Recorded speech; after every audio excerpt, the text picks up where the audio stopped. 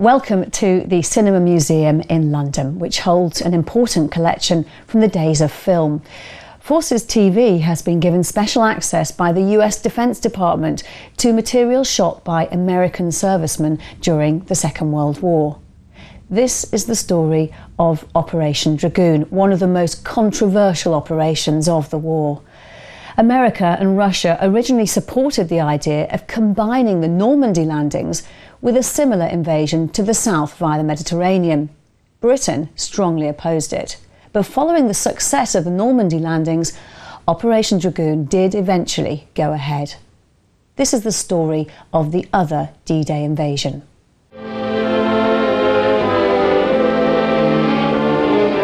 The Tehran meetings were held in the Russian embassy, with maximum security provided.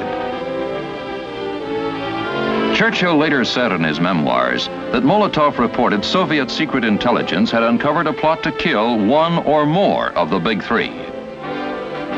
The day of the conference, troops and police were everywhere around the embassy.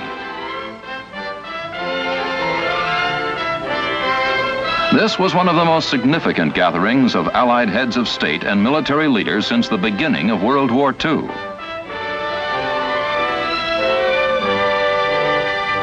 The big question mark was Russia. Would the Soviets prefer the move into southern France proposed by America, or would Stalin, like Churchill, prefer new efforts in Italy and the Eastern Mediterranean? The answer came only after much deliberation. Stalin, apparently playing a waiting game, was in a position to side with Roosevelt, who continued to stress the need for operations in northern and southern France. Or Stalin could side with the Prime Minister, who forcefully appealed for new operations in Italy and on into the Eastern Mediterranean. The rumors before the conference that Stalin would favor the British proposal did not materialize. The grand design for victory in Europe had finally gelled. As it turned out, Stalin favored a pincer-type operation against northern and southern France. This, he explained, would give the Russians the second front they had long sought. But following the conferences, a number of related pressures began building against Operation Dragoon. The big push at Anzio had not been powerful enough to break the stalemate in southern Italy. Rome was still a long way off. And until Rome was taken, D-Day could not be set for Dragoon.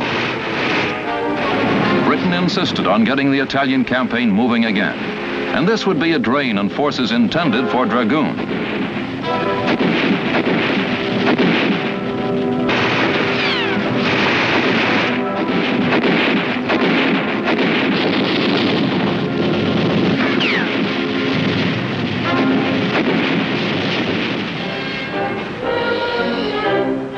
The newly appointed Overlord Commander, General Dwight D. Eisenhower, was well aware that strategic focus was upon him. He needed Dragoon in support of the Normandy invasion, yet such things as the shortage of landing craft began to make Dragoon appear less feasible.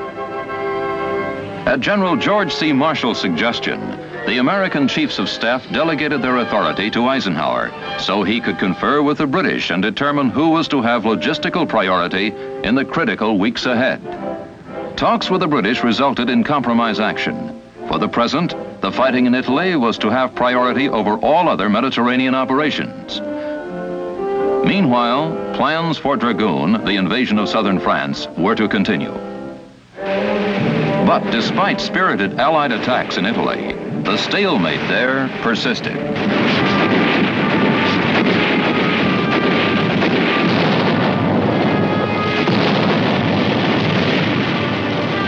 It was decided that Operation Dragoon, as a simultaneous attack, had to be canceled. Focus shifted completely to an intensified drive in Italy. The first big objective was Rome.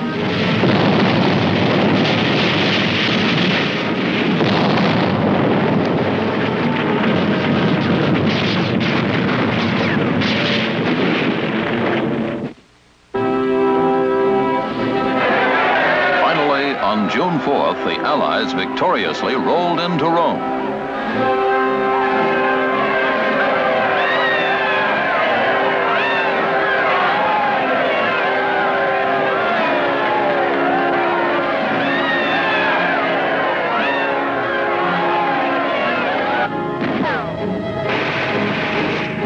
later, the first assault waves of Operation Overlord went on to the Normandy beaches. Eisenhower continued to present a strong defense for supporting Overlord with an invasion of southern France. Britain again stressed a desire to advance north toward Hungary through the Ljubljana Gap. Both Marshall and Eisenhower pointed out the need for a new major port in the south of France for the passage of the 40 to 50 divisions waiting in America to fight in Europe. The port of Marseille in southern France would provide the facilities needed. In Naples, preparations began immediately in compliance with a Supreme Allied decision to launch Operation Dragoon on August 15, 1944.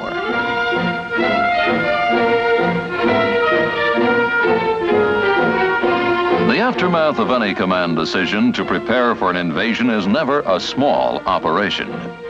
7th Army's assault force was the 6th Corps with its 3 infantry divisions, the 3rd, 36th, and 45th. They alone represented a force equal in number to the population of a middle-sized American city, over 80,000 men, all seasoned veterans of one or the other of the campaigns in North Africa, Sicily, and Italy.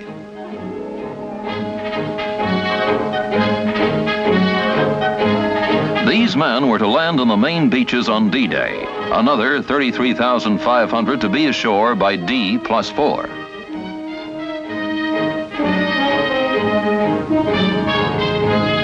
The logistics involved in planning for this task force was a staggering consideration. Transportation alone, with all kinds of surface craft, ships, and vehicles, required the greatest skill and coordinated planning.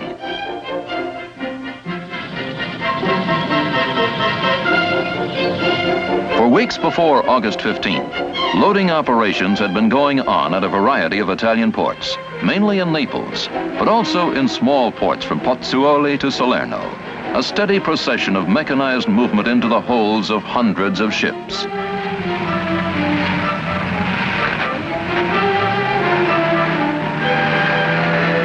In the days following the capture of Rome, this assault force had undergone concentrated pre-invasion training, with stress and physical conditioning, individual combat training, simulated amphibious landings. All these preparations, added to the actual combat experience of each unit, made this one of the best prepared assault forces ever to get ready to hit a beach.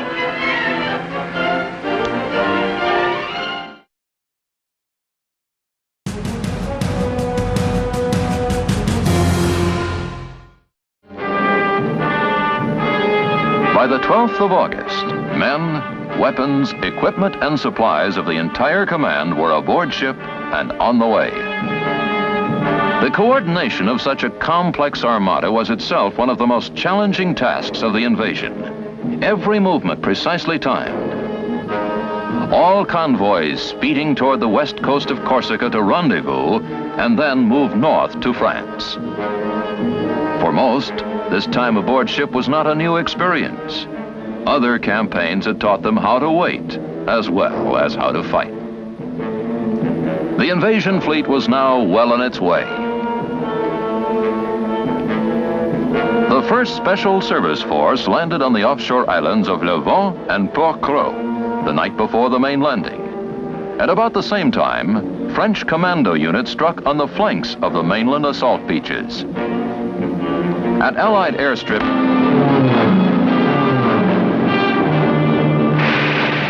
they swooped inland to strafe German ground forces that were moving toward the beaches.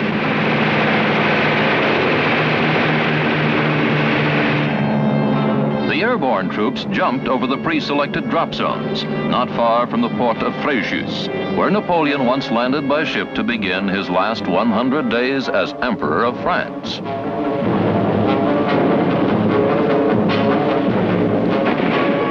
The primary mission of the airborne troops here was to prevent German movements into the main assault area.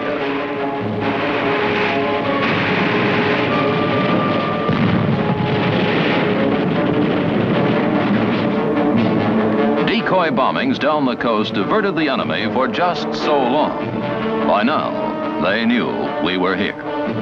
Their coastal guns opened fire on the Dragoon task force.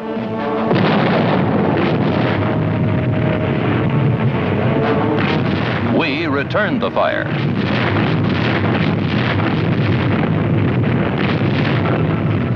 Just before the troops went in, rocket ships, new in the war, fired on the beaches.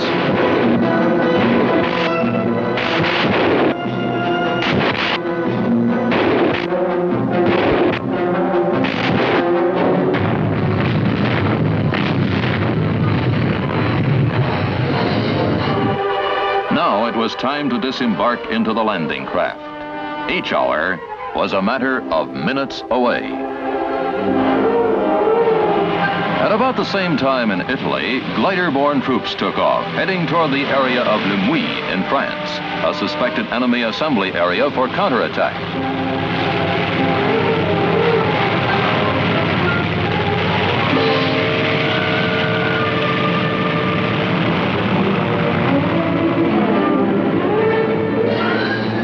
Supporting fire for the landing continued in all its fury.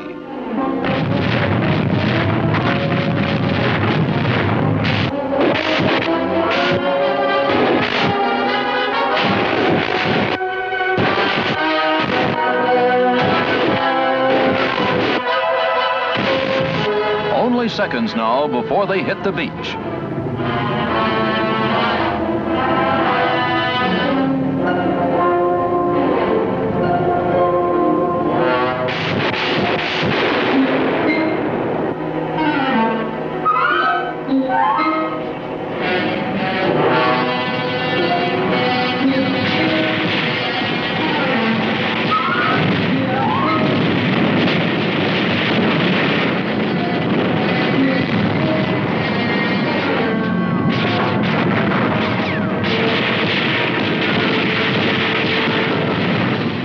Troops to land moved inland a few hundred yards and held on, while subsequent assault waves hit the beach.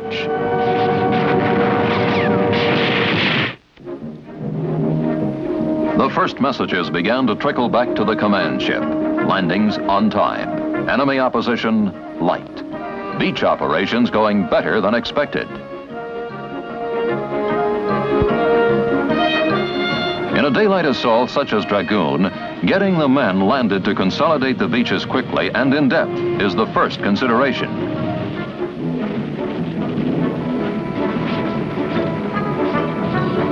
The next mission was to bring in the machinery of war, the supporting weapons, tracked vehicles, all the equipment and supplies that would make it possible for the Allies to reorganize quickly for the advance to the northwest.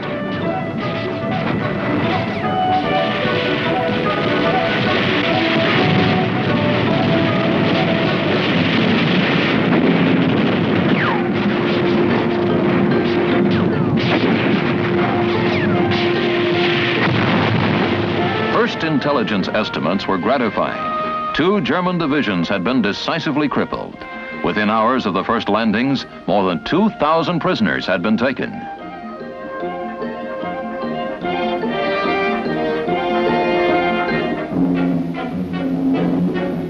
Along about mid-morning, the glider-borne troops arrived at the Le Mouilly area.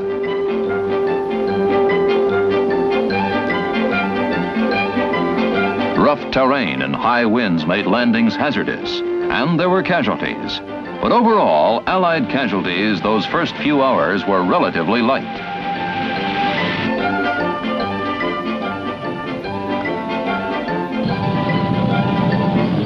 The push inland began following consolidation of the beaches between Saint-Raphael and Cavalet.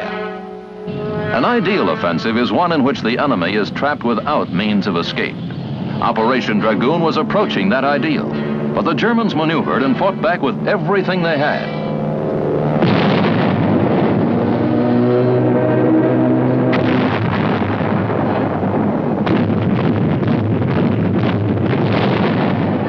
French troops concentrated on Marseille and Toulon, while the Americans moved toward Avignon. Camouflaged enemy vehicles out of action, the result of effective air and ground supporting fire.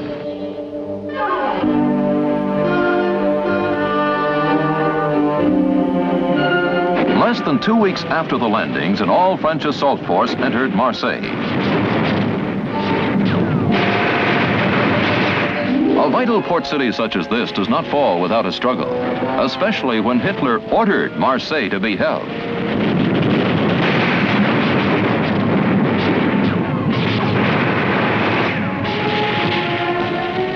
The French forces finally took the city on August 28th. Marseille could soon be receiving troops direct from America. And everywhere was the wreckage of war. Soon, the French took still another port, Toulon, another strategic prize, a waterfront city showing the thoroughness of our aerial strikes.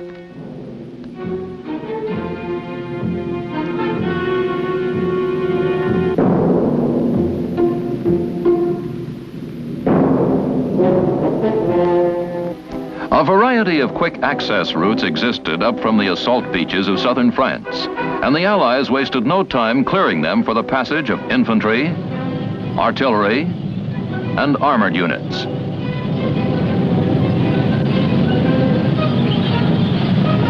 In a special order of the day, the commanding general of the 7th Army, Lieutenant General Alexander M. Patch, told his men, "Keep advancing. The enemy," he said, "is perplexed and stunned, and the opportunity for decisive results is ahead of us." While the troops pushed on, the enemy was kept off balance with our artillery fire.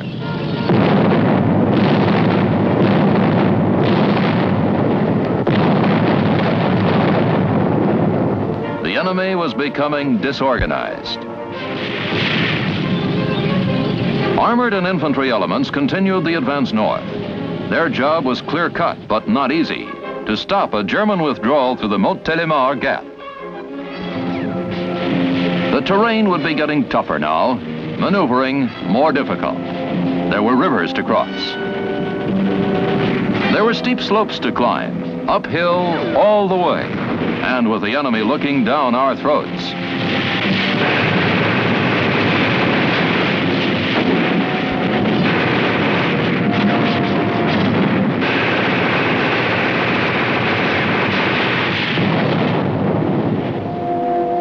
Artillery engaged in a duel with enemy guns.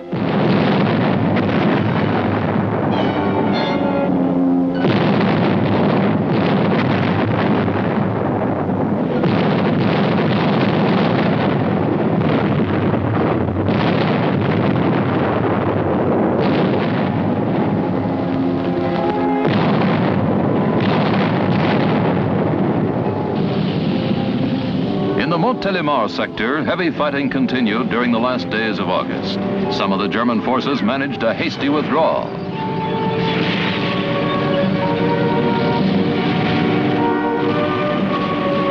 North of Montélimar, the Allied forces pursued the retreating German troops. On numerous occasions, the French forces of the interior, or Maquis, assisted Dragoon forces in seeking out and destroying the enemy.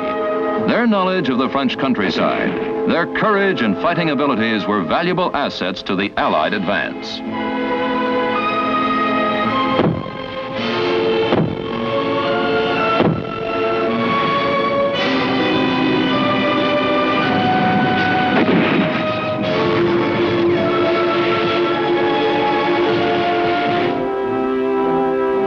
Recognition of the Free French efforts in fighting and capturing the enemy was evident when General Patch awarded to Mac Romont, local Maquis leader, a Silver Star. September 3rd, troops of the French 1st Infantry Division entered Lyon and were warmly received by their countrymen.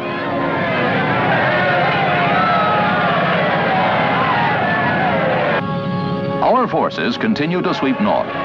Less than 1 month after the landing on southern France, troops of Operation Overlord had fought down from Normandy beaches and linked up with the advance element of Dragoon, 13 miles west of Dijon. This meant a 3rd Army group, the Dragoon forces, was now added to the 2 Army groups already under Eisenhower in the Overlord operations in northern France.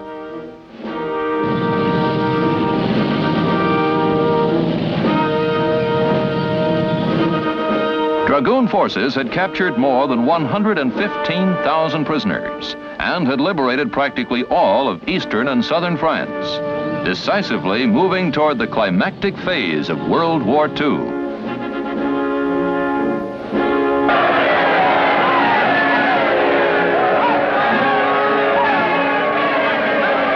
There is perhaps no happier sound than the noise of a newly liberated town.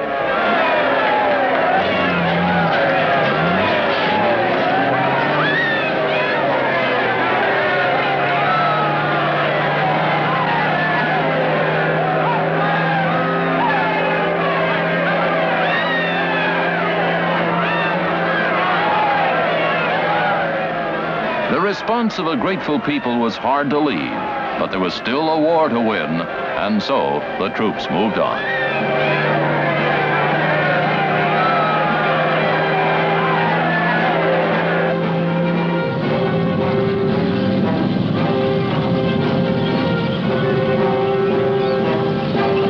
The command decision which created Operation Dragoon was the result of discussion on the part of some of the most astute political and military minds of our century.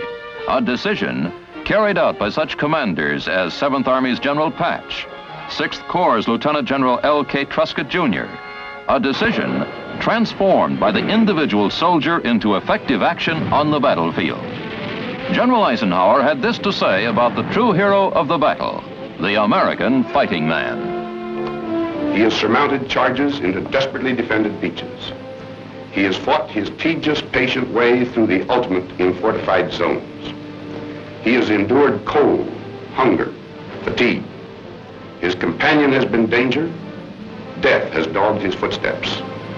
He and his platoon commanders have given us an example of loyalty, devotion to duty, and indomitable courage that will live in our hearts as long as we admire those qualities in men.